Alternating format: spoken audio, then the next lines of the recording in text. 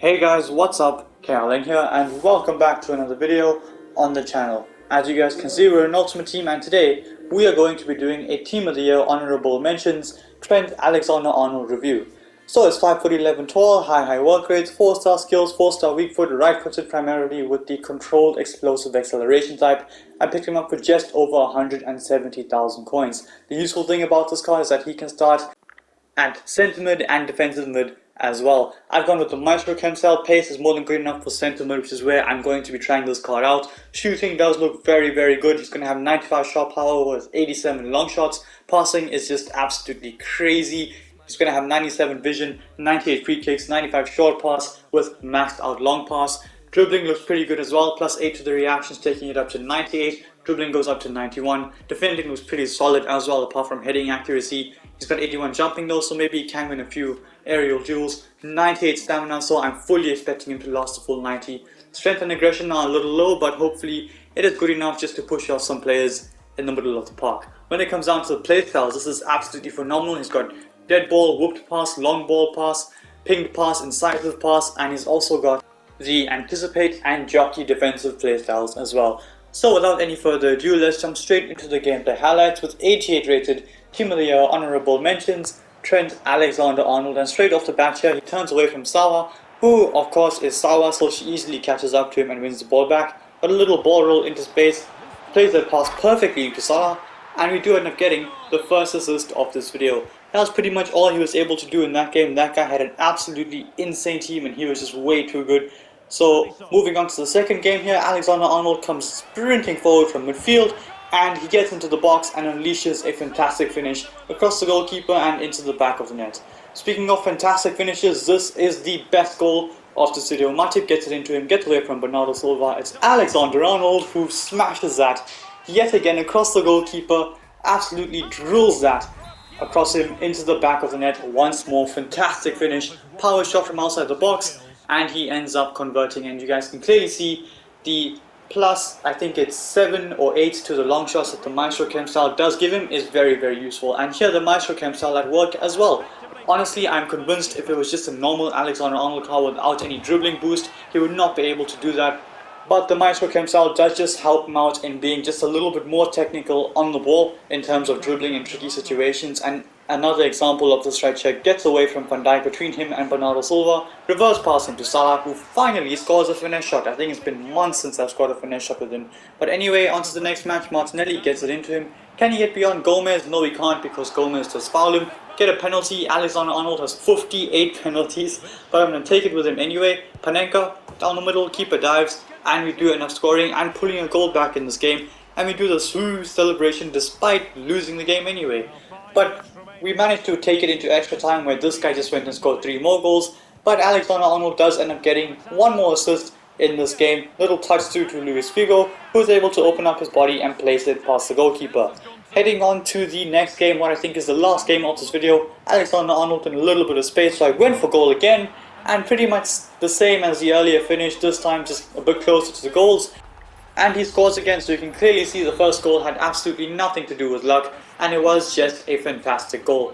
On to the next clip, showcasing the speed on the card, steps between the 2 defenders, keeps it going here, and that piece of skill was absolutely unnecessary from me, but this bit of skill wasn't. Salah gets it back into Alexander-Arnold, fake shot, Lacriqueta, goes for goal, and scores. Honestly, I did think the guy was going to come across to the centre back, so I tried to dribble him, but he didn't end up coming across or switching to a centre back at all. And we did end up running straight into the goalkeeper. But onto the next assist, a great header pass through, and we do end up scoring. But this assist is probably the best pass I have made in a very long time. Picks the ball up in midfield. I see Martinelli making a run. I went for the pass, and it is absolutely perfect for Martinelli, who cuts inside and smashes it into the near post. But what a finish from Martinelli there, all because of the ridiculous pass from Alexander-Arnold. Here again, he jumps up and wins the header in midfield. Blanc plays it in behind him. Can he get it around Gunter? Yes, he can. I see Martinelli at the far post. Beautiful cross again. And Martinelli is on hand again to get Alexander-Arnold another brilliant assist. So with that being said, it is time now to review the card. And as you guys can see from the player bio, in 4 games, he has managed 5 goals and 7 assists, which is absolutely phenomenal from centre mid. I did try him out at right mid and right back for a bit as well. I think centre mid is definitely the best position for this card. I don't think it's fast enough for the right back position. Right mid is also a pretty useful position because you can go forward and come back, and it's got the stamina to play that position for the entire game. But anyway, like I was saying, the goal return on this card is phenomenal, and with that being said, moving on to the attribute details, pace is honestly very good. He's got 88 sprint speed, and it shows he's very easily able to sprint past players in midfield. Once he starts running, it's very difficult to get the ball off him. So pace is pretty solid. I think he deserves an 8.5 out of 10.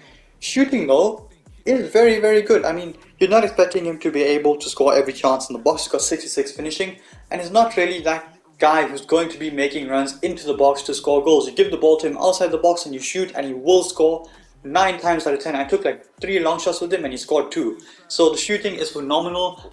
For the position he will be playing, which is right back or centre mid, I do think the shooting is very, very good, and I think he deserves an 8.5 out of 10 because honestly, the shooting is phenomenal. The only reason why I haven't given him like a 9 out of 10 is because sometimes he will break into the box and then the finishing will become a bit of a problem. But he did break into the box in this video and he did put the ball into the back of the net. So shooting does get an 8.5 out of 10, which you guys might think is very high, but I think it is deserved. Passing though is just absolutely crazy. You guys saw the pass to Martinelli, the pass to Salah in the first clip. The passing on this card is unreal. I think he deserves a 9.6 out of 10. One of the best passes of the ball that I've used this FIFA. Dribbling is honestly very good, but it does need a boost, which is why I recommend using the Maestro Chem style, especially if you are playing him as centre mid. But I think the dribbling does deserve an 8.6 out of 10.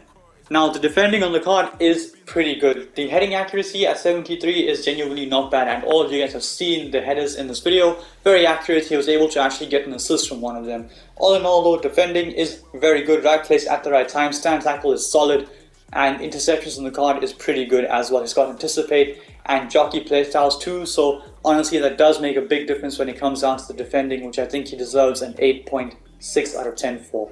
When it comes down to the physical, I think he deserves an 8 out of 10. He's not the strongest player. He gets pushed off by very small players. I came across Team of the Year icon Sawa, and she just was pushing Trent all around the midfield despite being 5'5". So honestly, physical gets an 8 out of 10. It's not great. All in all, do I think this card is worth the coins 180k? Yes, I do. The only issue is you're going to come up against 1 or 2 million coin cards at this stage of the game.